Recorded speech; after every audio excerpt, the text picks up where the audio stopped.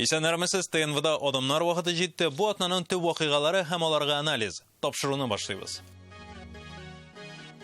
Бар тормышны өйгә күчергән атна. Ул безне ничек үзгәртте? Яңасыннан нәрсә көтәргә? Эшләмә атнасы 30 апрельгә кадәр озайтылачак дип белдерде. Кече һәм орта бизнесны соңгы чиккә җиткерү өчен 1 ай вакыт кирәк. Упкынга ничә адым калды? Безнең бизнес бүгенге көнгә 90% төште. Тракторы да, самолеты да кирәк. Коронавирус республикада башланган кыр эшләренә тәэсир итәме? Утыр булмайды. Без эшләмәсәк тоже кырдай бер мәсьәлә халыкка тоже авыр килә. Шагыйрь истәлегенә безнең иҗат төркеме Роберт Миңнуллинны укый. Яшеннәр дә яшнәр әле, күкләр дә күкрәр әле. Бу атнада барыбызның да тормышы тамырдан үзгәрде. Бөтен ил өйдә утыра. Инде урамнарга күз салсак, күпчелекнең бу катгый таләпләрне үтәгәнен күрергә була. Россия президенты Владимир Путин үз изоляция режимен 30 апрельгә кадәр озайтты һәм төбәкләргә күбрәк вәкаләт бирде. Һәр төбәк коронавируска үзенчә каршы тора һәм чикләүне дә үз территориясендәге хәлгә карап үзгәртә ала. Әйтик, Чечняда комендант сәгате игълан ителде. Татарстанда СМС һәм рөхсәт кагазлары белән өйдә чыгарга була. Мондый режим бездә ким дигәндә киләсе атна ахырына кадәр дәвам итәчәк. Нәкъ бер атна элек шимбә көнне Россиядә йоктыручылар 1264 кеше булса, бүгенге алар 4700-гә җитте. Дүшәмбе 300 кеше коронавирусны йоктырган булса, инде атна кич 771-гә җитте. Ялларга бераз төште. Шушы чорда 333 кеше савыкты, 43-нең гомере өзелде. Иң күп авыручылар Мәскәү һәм Мәскәү өлкәсендә. Татарстанда исә вазгыять тотрыклы 6 кешене дәвалап өйгә чыгардылар. Атна дәвамында 11 яңа очрак теркәлде. Бу бит әле изоляция режимы кертелгәнчә эләктереп өлгерүчеләр. Карантин атнасының нәтиҗәсе тагын бер атнадан гына билгеле булачак. Аңа өмет зурдан. Нәрсә ул үз изоляция? Сораулар булса нишләргә? Гөлназ Сайфетдинова файдалы сюжет әзерләде. Казан хәзер төнге вакытта гына түгел, тәүлек буе шушындай квадрокоптердан төшерелгән кадрлар бу. Гадәти көннәрдә халык эштән кайта, бүкеләрдә утыра торган вакытта. Хәзер кешеләр дә, машиналар да аз, урамнар буш. Машиналар 77%-ка кими, пассажирлар ташкыны 7 тапкырга. Урамга сәбәпсез чыгу хәзер бик кыйммәткә төшергә мөмкин. Штрафлардан бигрәк вирус йоктыруын куркыныч. Кибеткә генә чыктык, балалар белән өйдә торабыз. Шул маска, перчаткалар киеп йөрибез. У ребенка тетрадки просто закончились. Только из-за этого. На балконе редко-редко 10 минут. Чуть-чуть позволяем, чтобы ребенок подышал. На улице не выходим. Өй янындагы кибет даруханәгә чыгып керү ярый ансы, әлбәттә моннан файдаланып көнгә берничә тапкыр әйберне берәрләп ташып, ике арада йөрергә кирәкми. Монда хәйлә урынсыз. Авыл эчендә, шәһәр эчендә тормыш тигез. Табибка мөрәҗәгать итү, шүп чыгару, йорт хайваннарын йөртеп керү, әмма 100 метрдан читкә китмәү. Моның өчен махсус рөхсәт кирәкми. Әмнә пропуск белән йөрү өчен 9-7 сәбәпне билгеләделәр. Шуларның берәрсенә берничек тә бармый калырга ярамый икән, кулга телефон аласыз. Моның өчен 2590 номерына SMS җибәрәсе, регистрация сүзен язып, исем, фамилия, тиңнең исемен, паспорт сериясе һәм номерын, хәзерге яшәү урынын күрсәтергә дә кирәк. Соңыннан код белән җавап килә. Димәк, сез теркәлдегез. Без әлеге сообщениеларны, хәбәрләрне җибәреп, юлга кузгалдык. Ләкин безнең Казанга кадәр юлыбыз бер генә сәгатькә сыешырлык түгел иде. 3 сәгатьлек юл иде. Шуңа күрә Казанга килеп җитәрәк поста инде безне әлбәттә туктаттылар һәм паспортларны тикшерделәр. Татарстанда мондый системаның булганы юк иде, әле аны бер төн эчендә эшләтеп җибәрәләр. Шуңа камил түгел, әмма ахырына ул да җайланды. Аңлашылып бетмәсә, кайнар линиядәге егет-кызлар җавап бирә. Этим сервисом жители Республики Татарстан... Бу сервис белән кеше тәүлегенә 2 мәртәбә куллана ала. Кайбер операторларда баштарак чиратлар да була, көтәргә туры килә. Хәзер техник проблемалар хәл ителде. Сервис тәүлегенә 11 миллион хәбәрне эшкәртә алачак. Ярый әле эшкә йөрүчеләргә, волонтерларга рөхсәт алу кирәкми, аларны эш бирүчеләр кайгырта, махсус белешмә бирә. Здравствуйте, добрый день еще раз. 65 яшьлекләр өчен искәрмә бер генә, алар йорттан сәламәтлегенә куркыныч янаган чираттарына чыгалар. Бикләнүдә ятарга мәҗбүр булганнар өчен шартлар тудырыла. Территория Республики Татарстан. Республикада күрелә торган барлык чаралар санитар эпидемиология таләпләренә туры килә. Әмма әлегә яңа очраклар теркәлә. Димәк, вазгыять яхшыра дип әйтә алмыйбыз. Ләкин күрелә торган барлык чаралардан уңай нәтиҗә көтәбез. Белгечләр, инфекционист, вирусолог, Роспотребнадзор вәкилләренең бу мәсьәләдә фикере уртак. Бәлки киләсе атна ахырына нәтиҗә күренер. Әмма һәркемнең җаваплылыгы кирәк. Хәрәкәт итү тәртибе билгеләнде, аның үтәлешен дә тикшерә башладылар. Республиканың 14 шәһәрендә керү-чыгу юлларында махсус постлар куелды. Бу эшне ЮХИДИ полиция хезмәткәрләре Росгвардия алып бара. Ошибку вправо прижимай, регистрируй, что задом даешь, потом поедешь. Изоляция режимын сәбәпсез бузучыларны да, ялган мәгълүмат таратучыларны да ачыклый башладылар. Дума бу атнада штрафларны күтәрде. Установлено статьей 6.3. Административ хокук бузулар кодексына үзгәрешләр кертелде. Җәза катгыйлана. Гражданнар өчен штраф күләме 15 меңнән 40 мең сумга кадәр. Вазифаи затларга 50 меңнән 150 мең сумга кадәр. Эшмәкәрләргә дә шулай ук. Яки эшчәнлекләре 90 тәүлеккә туктатыла. Юридик затларга 200 меңнән 500 мең сумга кадәр штраф. Кагыйдәләр үтәлмәгән очракта административ җаваплылык каралган. Решил просто прогуляться. Далеко от дома ушли вы? Да. Андыйлар бар инде. Бу егет шуларның берсе. Әлмәттә яшәүче бер хатын-кыз да 30 мең сум түләргә тиеш. Ялган хәбәр тараткан өчен шәһәр хастаханәсендә коронавирус авырулы кешеләр ачыкланган дигән була. Записала сама и распространила информацию неправильную, неоправданную, а непроверенную о коронавирусе. Хочу принести всем свои извинения за неправильную информацию, за то, что ввела в панику людей. Эшен дәвам итә торган оешмаларда саклык чараларын күрү дәвам ителә. Балалар бакчаларында дежур төркемнәр генә эшли. Махсус режим аркасында эшкә йөрми торган чорда Рөстәм Миңнеханов балалар бакчаларында абонент түләвен бетерергә кушты. Инде түләргә өлгерүчеләрнең барысына да яңадан исәп ясалачак. Бу атнада Владимир Путин ил халкына чираттагы мөрәҗәгать белән чыкты. Эшләмә атнасы 30 апрельгә кадәр озайтылачак дип белдерде. Дөрес хәл уңай якка үзгәрсә, өйдә тору режимы кыскартылачак. Төбәкләр урыннардагы вазгыятьтән чыгып, карарлар кабул итәргә тиеш була. Билгеләнгән кагыйдәләрне үтәп, көтелмәгән каникуллар ахырын һәрберебез якын айта ала. Милна Сайфетдинова, Алмаз Зиядинов, Яңа гасыр каналы. Үз изоляция икътисадка китереп сукты. Беренче чиратта урта һәм кече эшмәкәрлеккә. Ай буе акча эшләмичә, хезмәткәрләргә нәрсә түләргә дә, ни рәвешле кредит хапларга, аренданы кайтарырга. Моның аяныч нәтиҗәсен без әле киләчәктә күрербез, ә хәзер гади итеп әйтсәк, бизнес шок кичерә. Иң күп зыян күргән тармаклар исемлеге билгеле булды. Бу пассажир йөртүчеләр, туризм, кунакханәләр, көнкүреш хезмәте күрсәтүчеләр, кафе, рестораннар. Деловая Россия җитәкчесе Антон Данилов әйтүенчә, 30 апрельдән 20% оешма ачылмаячак. Илнең фитнес-индустрия берлеге башлыгы Ольга Киселева без бу өлкәне югалтачакбыз дип белдерде. Күпчелек зур төзелешләр тукталды. Төзелеш буенча ил күләм проект куйган планны үтәү мәсьәләсе куркыныч астында. Россия һәм Татарстан хөкүмәте ярдәм чараларын күрә башлады инде. Алар нидән гыйбарәт? Һәм дәүләт ярдәме шушы хәлдә ярап куярмы? Күпләргә билгеле Сады базары. Башка көннәрдә ул гөжләп торса, бүген бу буш диярлек брән-сәрәм машиналар узганын гына күрергә мөмкин. Ә бит нәкъ монда вак эшмәкәрләр эш итеп көн күрә. Бер якынча 15ләп автосервис бар. Һәм аларның барысы да бүген ябык диярлек. Минем менә 17 посттан 3 пост эшли көнгә. Бу автосервис полиция ашыгыч ярдәм гадәттән тыш хәлләр хезмәте машиналарын төзәткәнгә генә эшли. Рөстәм Вәлиуллинга күпчелек эшчеләрен өйгә җибәрергә туры килгән. Минем подчинениедә 34 кеше иде. Хәзер 4-5 кеше чыгабыз. В минимальном 4-5 кеше. Бу машина сервисының хәле җиңелрәк, үз бинасы, кредитлары юк, хезмәт хакын түләп торырга җыйган акчасы бар, ә башкалар калганнарның бер өлеше ябылачак дип фаразлый ул.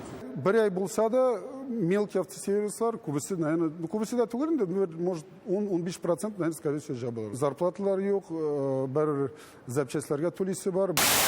Шундый ук аяныч хәлдә машина юу белән шөгыльләнүчеләр дә. Бу Казандагы Майдадыр автомойкасы. Безнең бик зур сезон, бик сезон. Монда көненә 120-140 машина кергә тиеш. Айдар Исмагыйлев куластында 2200 кеше эшли, шуларның 80%-ын өйгә кайтарып җибәрергә мәҗбүр булган. Эш юк. Безнең бизнес бүгенге көнгә 90% төште. Ул кыенлыкларны без алдан күреп планнар куеп эшли алмадык, билгеле. Шуңа күрә бар бөтен бергән иптәш малайлары, бөтен булган күршеләр, бөтенесе бер хәлдә хәзер.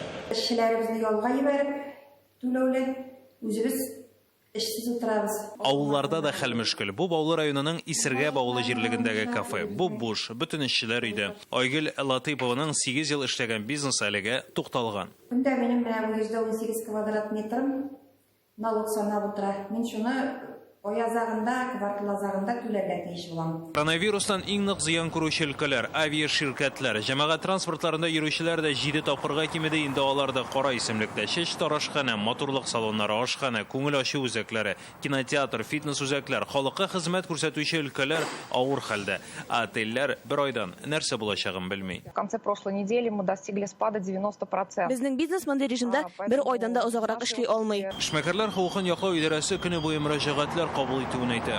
Көн саен эшмәкәрләргә сорауларына җавап бирә, консультациялар эшлибез. Менә көн бетмәгән 300-дән артык кеше шалтыратты. Бер эшмәкәр үзенең кибетенә керәлми, чөнки сәүдә үзәге ябылган. Бу арендатель прокуратурага сылтама ясый. Менә хәзер без уйладык та, әчесен бергә видеоконференцияга таштырдык. Бу ишекне хәзер ачтылар. Бизнесның авыр хәлдә калуын күреп, Россия хөкүмәте чаралар күрә башлады. Ял көннәрен кертер алдыннан Владимир Путин эшмәкәрләргә ярдәм булачагын ышандырды. Малый, средний бизнес, микропредприятия, особенно в сфере услуг, сталкиваются сейчас с объективными трудностями, сокращением заказов, снижением выручки. Шуның артыннан ук Россия хөкүмәте эшмәкәрләргә ярдәм итү чараларын билгели. До 1 мая мы запретили отправлять им требования об уплате налогов. Все малые компании, которые работают в этих секторах, смогут также перенести платежи по кредитам на полгода. Нәтиҗәдә бүген эшмәкәрләргә ярдәм итүнең төрле чаралары билгеләнде. Салым түләүләре 3 айдан ярты елга кадәр кичектерелде. Хисап бирү вакыты да озайтылды. 1 июньгә кадәр тикшерү органнары барлык тикшерүләрне туктатты. Туризмга ярдәм. Хезмәт хакы өчен процентсыз кредитлар бирелә. Ташламалы кредитлар, кредит каникуллары, иминiyet, дәүләт милке булган аренда түләүләре кичектерелде. Әлеге ярдәм чаралары һәр хәлдә бизнес бөлгенлеккә чыкмасын өчен эшләнә. Татарстан да үз чараларын күрә. Бу атнада Рөстәм Миннеханов берничә тапкыр онлайн режимда эшмәкәрләр белән аралашты, проблемаларын тыңлады. Сегодня непростое время, поэтому нам необходимо оказать все меры поддержки, но и вы должны мобилизоваться. Какие есть ваши возможности. Власть будет слушать и реагировать на ваши запросы. Наш штаб работает в ежедневном режиме. Я всегда на месте. Мин эшкуарларга ярдәм күрсәтеләчәк аеруча зыян күргән тармаклар исемлеген киңәйтү тәкъдиме белән чыктым. Бу инде федераль чараларга килгәндә, әмма инде Татарстанда март аенда ук кече бизнеска ярдәм итү чаралары пакеты әзерләнгән иде. Аерым алганда, хәзерге вакытта Татарстан министрлар кабинеты дәүләт һәм муниципаль милекне арендага ала торган эшкуарлар өчен аренда түләүләрен кичектереп тору мәсьәләсен карыйбыз. Нинди дә булса ярдәм күрсәтеләме сезгә хәзер дәүләт? Бүгенге көндә мин әйтә алмыйм, без менә хәзер карыйбыз. Чыккан законнарны аннарсын анализ ясап, Алла берса эшләбез. Бу майдан эшмәкәрләрнең бөрелеше коронавирус чорында ихтыяҗ арткан өлкәләргә күчә. Кафе, рестораннарның үз изоляция вакытында бердән-бер яшәп калу чарасы кайнар ризыкны өйгә китереп бирү хезмәтен эшләтеп җибәрү.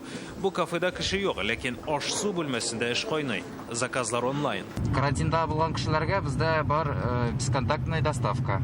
Без аларга килеп җиткәч я шалтыратабыз телефондан, я звонокка басабыз да ишек төбендә заказын калдырабыз. Эшпешмәк кыстыбы кебек татар ризыкларына ихтыяҗ арткан. С нуля заново все запустили, начинаем. Барысында өр-яңадан башларга туры килде. Азык-төлекне булдырдык, сайт ясадык, команда оештырдык. Кайнар ризыкта ярым фабрикатта китерәбез. Үз изоляциянең беренче көннәрендә 500 заказ булган. Аш-су өлкәсе генә түгел, хәзер башка эшмәкәрләр дә бизнесларын яңача кура. Алга бренды тегү фабрикасы күпләп битлек тегә башлаган. Шулай ук үз кием салымын интернет аша сатуга күчеп баруын белдерде.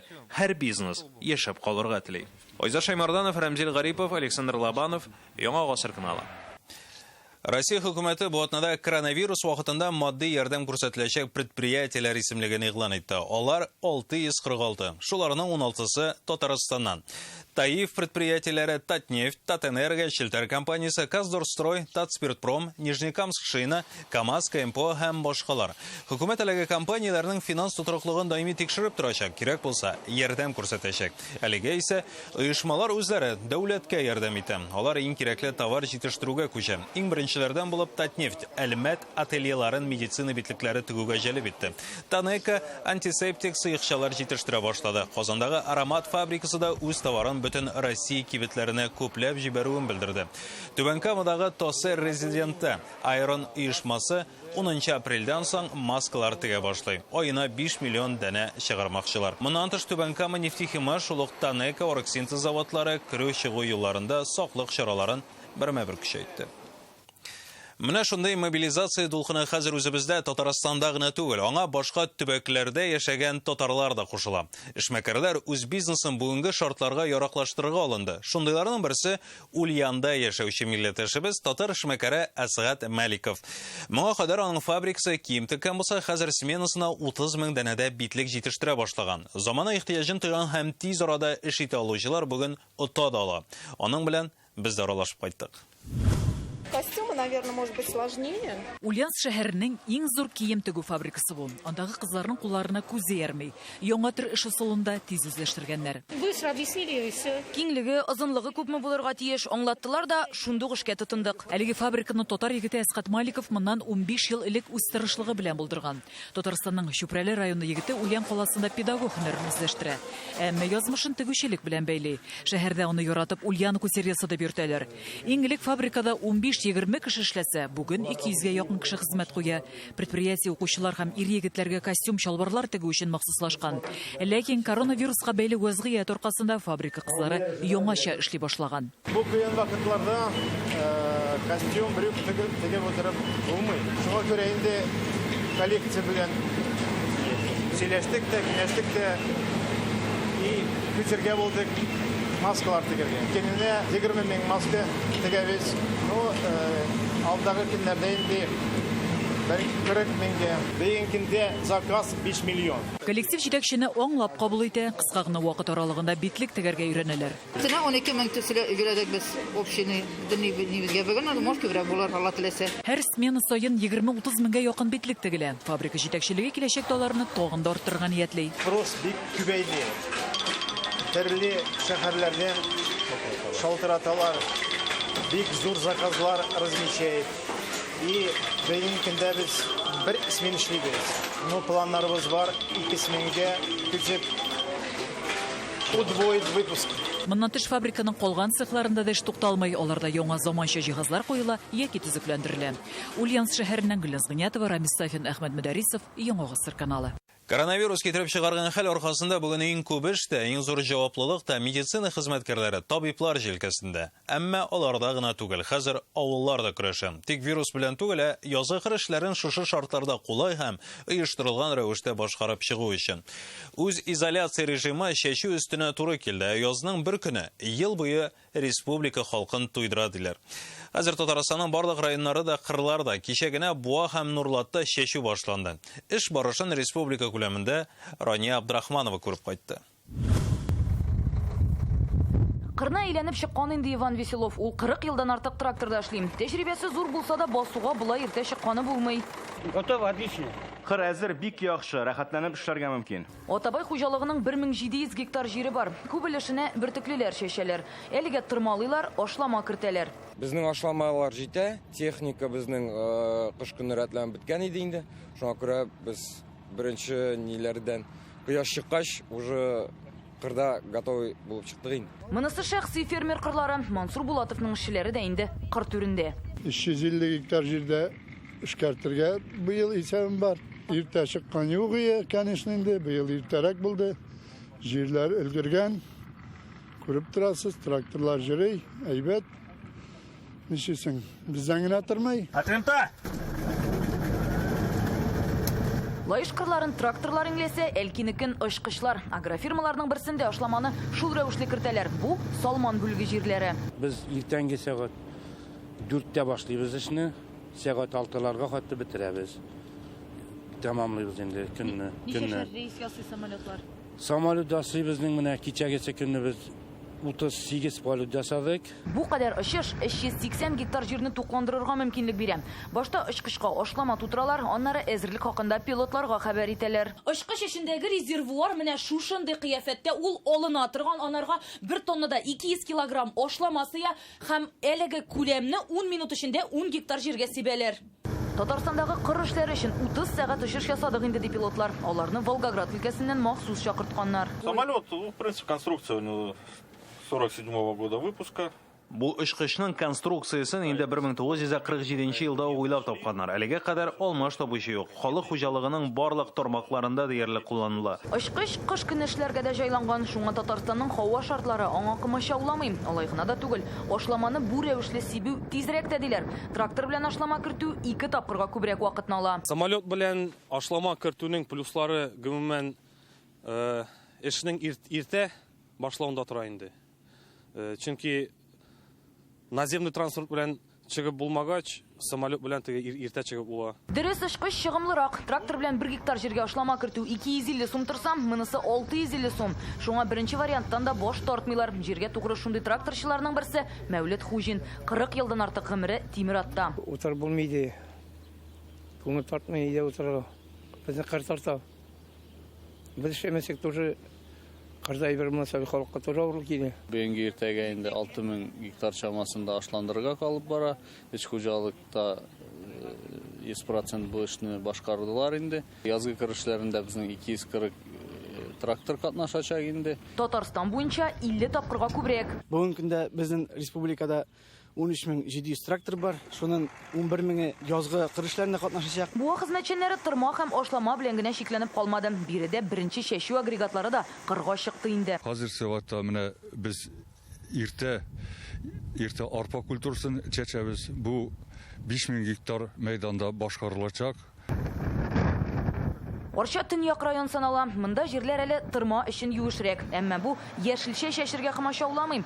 Иң зур хуҗалыкларның берсе Кырлай агрофирмасында бу атнада салат чәчә башладылар. Утыртырга бәрәңге әзерлиләр, быел яңа сул кулланып карамакчылар. Елларда да бар, но бу елга без Алла берсә 200 гектар җирне тирес белән таратып чыгарга дип планлаштырылды. 36000 тонна тирес кыш буе без чыгардык. Һәм шушыны элеке менә борынгы бабайларыбыз да әйтә инде, тиресне җирне яңартып торырга тиеш дип. Шуның белән өметләнеп торабыз. Районда тагын чигендер, кишер кәбестә чәчелә. Гектарыннан уртача 400 центнер яшелчә уңышы алалар. Аны Казан, Мәскәү, Ульян якларына саталар. Республикада иң күп үстереләтен, яшелчә үстереләтен район безнең. Кемдә 60, кемдә 50, шулай фермерлар да бик күп. Фермерлар 18-20 гектар, шундый фермер, хайран бер 10-15 фермер һәм хуҗалык җыела. Республика кырлары көч җыйсын өчен ашламаны вакытында кертү кирәк. Бүген Татарстанда шундый 1 миллион гектарга якын җир бар. Әлегә аларның яртысы тукландырылган. Тырма кертергә кирәкле уҗым, күпьеллык үлән, зәп һәм пар җирләре 3 миллион гектардан артык. Эшнең әле 2% тирәсе башкарылган. Алдынгылар рәтендә Буа, Тәтеш, Шүпрәле, Биектау, Алексеевск, Яшелүзән, Ознакай. Хәзер иң мөһиме һава торышы. Бөртеклеләр өчен җир температурасы даими 5-7 градус булганда чәчүгә чыгарга мөмкин. Быел да үсемлекчелекнең структурасы үзгәрми диярлек. Бу быдай, арыш, арпа, сылы, рапс, соя, көнбагыш, кукуруз һәм башкалар. Рания Абдрахманова, Александр Лабанов, Ринат Сафин. Яңа гасыр каналы.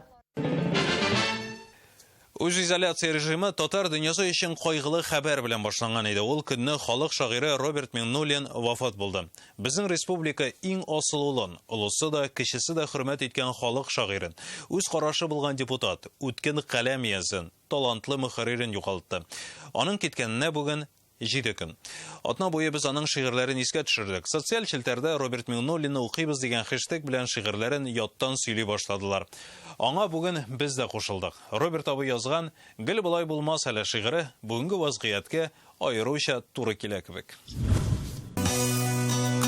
Һавалар гел булай тормас, тәк бер үтәр әле. Яшеннәр дә яшнәр әле, күкләр дә күкрәр әле. Яңгырлары яңгыратып, шаулатып явар әле. Әллә сибәли дә инде, әлегә ярар әле. Дөньялар гел булай булмас, бер көн үзгәрер әле. Бәхетле күңелләребез бер рәхәтләнер әле. Бездә башкалар шикелле, бәйрәм итәрбез әле. Без инде көтеп ирәнгән, бераз көтәрбез әле. Үзем дә гел булай булмам, берәр дөрләрмен әле. Язгы гөрләүкләр булып берәр гөрләрмен әле. Озгын күңел бу юлы да язларга качар әле. Дәрте бар да дәрманы юк, шунысы бик начар әле. Дөньялар гел булай булмас, бер көн рәтләнер әле, бәхетле күңелләребез бер рәхәтләнер әле. Гел булай булмас әле. Коронавирус китереп чыгарган вазгыять моңарчы дөнья цивилизациясендә күрелмәгән әйбер. Әле кайчан ярты планета халкының авыру йоктырмыйк дип өйдә утырганы бар иде. Әмма тормыш барыбер дәвам итә. Бер атна шулай яшәдек, әле тагын 3 атна шулай яшисен аңлыйбыз бит. Эш дип хафаланулар онытылды. Гаиләдә бар игътибар бер-береңә һәм балаларга, дуслар, хезмәттәшләр белән аралашу интернетка күчте.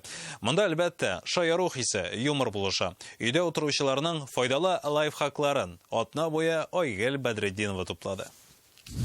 Кая бара дуслар? Безнең бу дөнья бөтен кеше бикләнер. Өйләрендә утыра, үзәл уразыга маскалар тегә. Самай диплом кибетеннән концертларын бирә. Ә Булат Байрамов үзенә мыек ябыштырып, плов пешерә. Бер үзе тәмле булгандыр инде. Танир Сабиров артистлар тормышы турында җыр язган, Камал артистлары шигырьләр иҗат итә башлаган. Ничек шәп бит, идән чыкмый спектакльләр карый алу.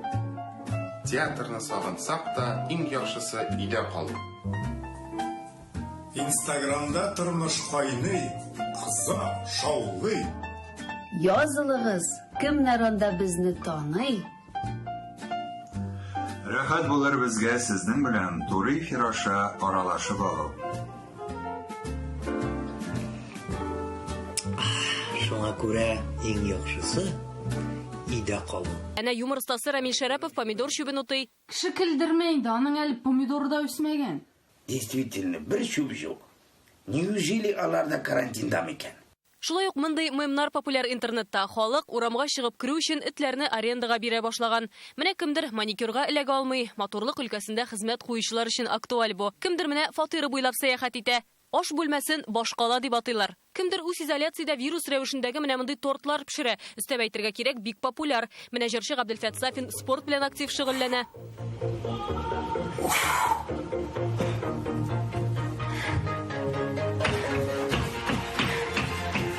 Кайдан уйлап табалар диярсең, юмор кыткара диләр шул бу авыр заманнарда. Татарстанның халык артисты түземлек серләре белән безнең белән дә уртаклашты. Бездән тормаган нәрсәгә смирение кыткара. Килешү, эш җитәрлек, теплицаларда эшләр китте.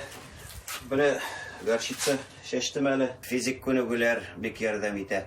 Шәхси йортларда яшәүчеләргә үз изоляция режимын кичерергә җиңелрәк әлбәттә, чөнки ишек алдына чыгып рәхәтләнеп һава суларга була. Вакытны файдалы да үткәргә мөмкин. Мәсәлән, менә мондый сыерчык оялары ясап. Шундыйларны Салаватта ясаган иде бу атнада. Намысы, мосы кичкенәсе персонали шәпчәкләргә, аны вакытлап, каралы, кызыллы. Нәмәгать тикәтмик. Мені сиңа язып ағаш, ялғыз қалған саңды баштай ауыры бірге болмағаш. Әләни шәп сыерчыклар күренми бүген әйм апай. Халкы минем тапшыруы алып баручысы Ләйсәнә Сәдретдинова исә Салаваттан да уздыра. Сыерчык оясын Кукмарага заказга ясаттыра. Сыерчык оясын ел сайын чистартып, теләк куярга кирәк икән. Шайттырып. Ояны кылгага урнаштыру аерым бер кызыкка әйләнә.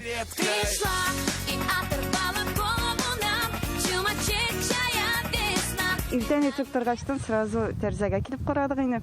Сыерчыкларны күргәч, бидем, җырладым. Уязның бер матур күренеше. Нәрсә генә булмасын, тормыш дәвам итә, яшәеш бара. Һәр хәлдә без менә шундый терлеккә карап, бәлки ниндидер кәефебезне күтәрергә тиеш. Айдар абый аныклары белән су буенда йөри. Үзе шуннан бөтенесенә идән чыкмагыз ди. Идән чыкмый да мөмкин түгел шул, мәсәлән, шул кырдагыларга. Танылган тракторчы блогер Василий Иванов та эшләр белән уртаклаша. Бирскеветле янда ана карыйлар, килгәннәр. Без чәчкечләрне карыйбыз, шулай итеп. Чәчене мин әйтеп булмый, карантинда. Куркыныч вируста үләр, карантинда бетәр. Бөтен дөнья гадәти халәтенә кайтып тагын бер җырлатыр әле. Когда-нибудь закончится карантин, и улетим на выходные мы в Италию, в Рим. Я понимаю, это дрим, давай хотя бы помечтаем, помолчим. Все это фильм, какой-то страшный фильм, но мы в конце с тобой выживем, just keep your hands clean. Айгөл Бәдретдинова, Марат Зайдуллин, Яңа гасыр каналы. Өйдә утыруны дәвам итик. Бу үзебезгә дә, якыннарыбызга да иң зур дәва хәзер. Бер атнада исән-сау килеш эфирда очрашыйк.